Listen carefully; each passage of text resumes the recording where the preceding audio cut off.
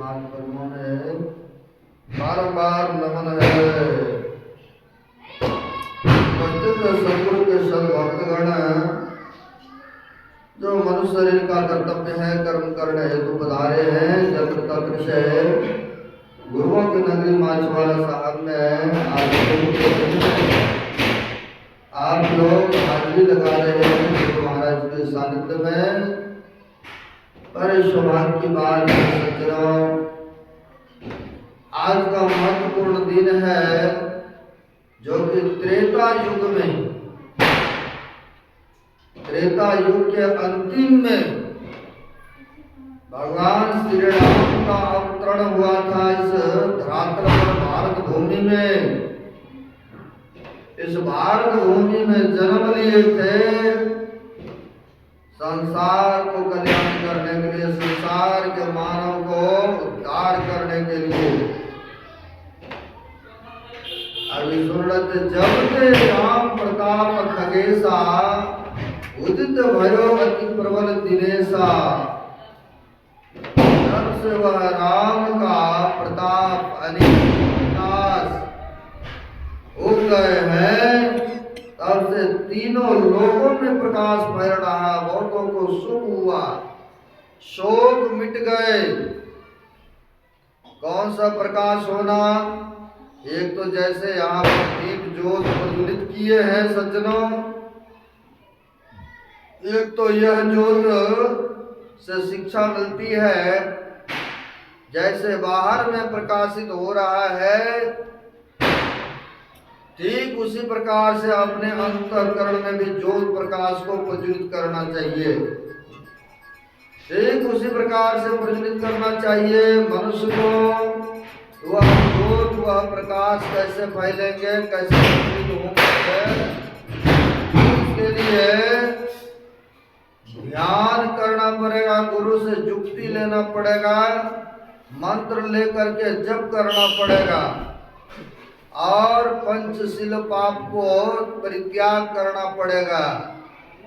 जब गुरु के बतानुसार ध्यान सुमरन करेंगे, जप करेंगे, तब आहिस्ते आहिस्ते गुरु के बतानुसार तीव्र अंधकार यह धीरे धीरे समाप्त हो जाएंगे, तो आपके अंतःकरण में वह प्रकाश प्रज्वलित हो जाएंगे सज्जनों। जब प्रकाश प्रज्वलित हो जाएंगे तो बैठे बैठे संसार के दृश्य तमाशों को वह देखते हैं। यानी जब से राम प्रताप खगेसा, जब राम भगवान अयोध्या में आए तो बहुतों के मन में बड़ी खुशी उत्साह हुई कि 14 वर्ष तक वनवास में रहा और उनके बिगड़ अयोध्या सुने सुने प्रजा जो है बड़े उदास रहते थे, सुखी नहीं रहते थे, दिन गिनते थे। भरत भैया तो ऐसे थे, एक एक दिन को गिनती करते थे सज्जनों। वह दिन वह समय आज ही का दिन है जो कि रावण को मार करके और राक्षसों को वध करके ऋषियों संतों को महापुरुषों को दर्शन दे करके जब विमान पर से उतरते हैं, आते हैं कहाँ? अयोध्या में तो पूरी नगरी में खुशी उत्साह मना रहे।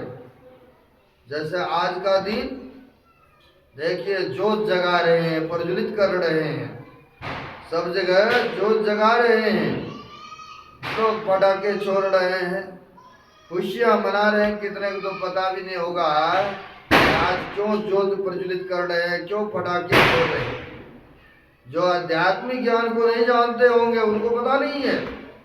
और आदमी आज के दिन में मीट मांस मुर्गे अंडे क्या क्या खाएंगे, शराब मदरा पिएंगे।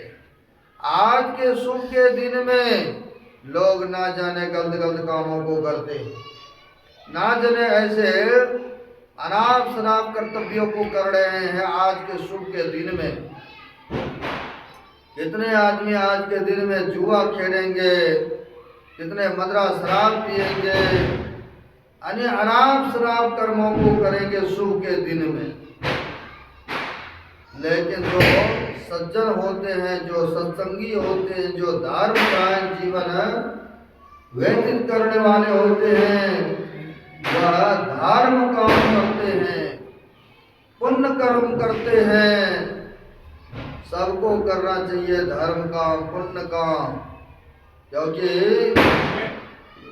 यह बड़ी कृपा है, बहुत कृपा है। राम भगवान यह अयोध्या में जब आए थे, त्रेता युग में,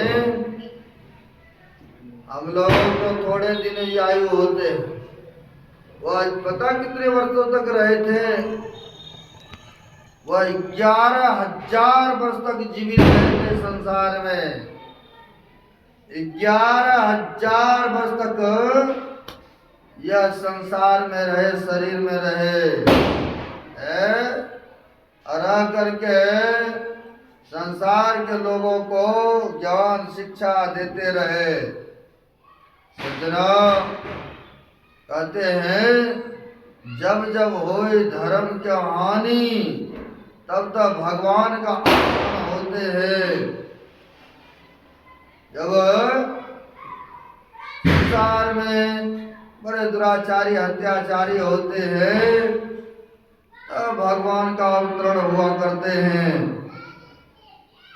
यह संसार को, लोगों को, जो भक्तों को कष्ट देते हैं, जो दुख पहुंचाते हैं, उनको संहार करने के लिए भगवान राम के जैसे संसार पर आना पड़ता है।